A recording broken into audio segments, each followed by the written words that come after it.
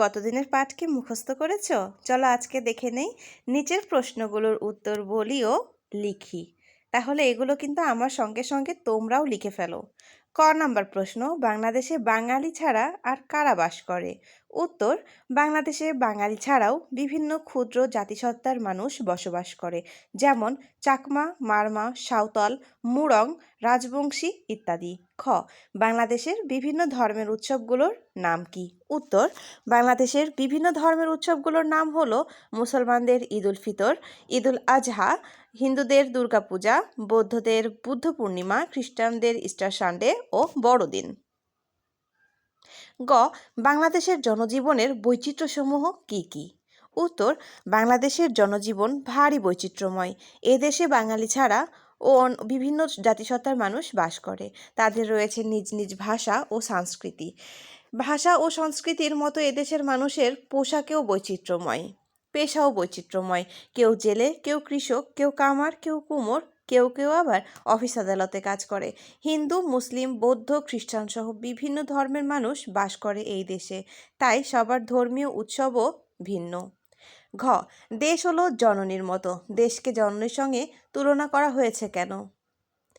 উত্তর, মা যেমন স্নেহ, মমতা, ভালোবাসা দিয়ে আমাদের আগলিয়ে রাখেন, তেমনি দেশও তার মাটি, পানি, বায়ু, আলো, বাতাস, সম্পদ দিয়ে আমাদের বাঁচিয়ে রাখে। মায়ের মতোই আমাদের জীবনে দেশের গুরুত্ব রয়েছে। এ কারণে দেশকে জননীর সঙ্গে তুলনা করা হয়েছে। ও, জেলেদের পেশা কি? তারা যদি কাজ না করে তাহলে কি হতে পারে? চলো দেখে নিই। উত্তর, জেলেদের পেশা হলো মাছ ধরে বিক্রি করা। মাছ ভাত বাঙালির প্রধান খাদ্য। কৃষকেরা যেমন ধান উৎপাদন করে চালের যোগান দেয়, তেমনইভাবে জেলেরাও মাছ ধরে বিক্রি করে আমাদের আমিষের যোগান দেয়। তারা যদি মাছ ধরে বিক্রি করার কাজটি না করে তবে আমাদের প্রাণীজ আমিষের অভাব হতে পারে। চ, ধর্ম যার যার, উৎসব যেন সবার। এ কথার দ্বারা কি বোঝানো হয়েছে? উত্তর, বাংলাদেশের নানা ধর্মের লোক বাস করে। হিন্দু, মুসলমান, বৌদ্ধ, খ্রিস্টান সবারই রয়েছে ভিন্ন ভিন্ন ধর্মের ধর্মীয় উৎসব। এছাড়াও রয়েছে পহেলা বৈশাখ, নবান্ন উৎসব, রাখাইনদের সাংগ্রাই ও চাকমাদের বিজু উৎসব। এসব উৎসবে জাতি, ধর্ম, বর্ণ নির্বিশেষে এদেশের সবাই আনন্দ উল্লাস করে। তাই বলা যায়, ধর্ম যার যার, উৎসব যেন সবার।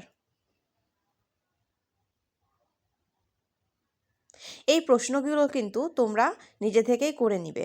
ছ, দেশকে কেন ভালোবাসতে হবে? উত্তর, বাংলাদেশ আমাদের মাতৃভূমি। জন্মের পর এ দেশের আলো বাতাস নিয়ে আমরা বেঁচে আছি।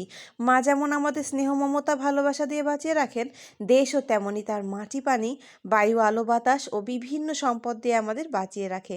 তাই মায়ের মতো দেশকেও আমাদের ভালোবাসতে হবে। নেক্সট পার্টে কিন্তু বন্ধুরা তোমাদের এই প্রশ্নগুলো হোমওয়ার্ক থাকলো।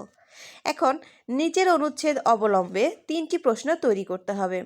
দেশ মানে এর মানুষ, নদী, আকাশ, প্রান্তর, পাহাড়, সমুদ্র এসব। দেশ হলো জননীর মতো।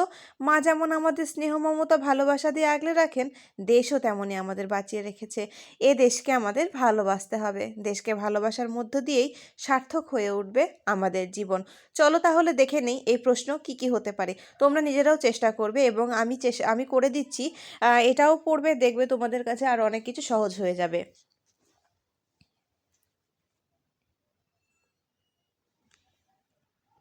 এখানে কিন্তু উত্তর দেওয়ার কথা বলা হয়নি, তবুও কিন্তু উত্তরগুলো আমি মুখে বলে দিব, অবশ্যই তোমরা এগুলো খাতায় নোট করে নিবে। ক, দেশ কার মতো?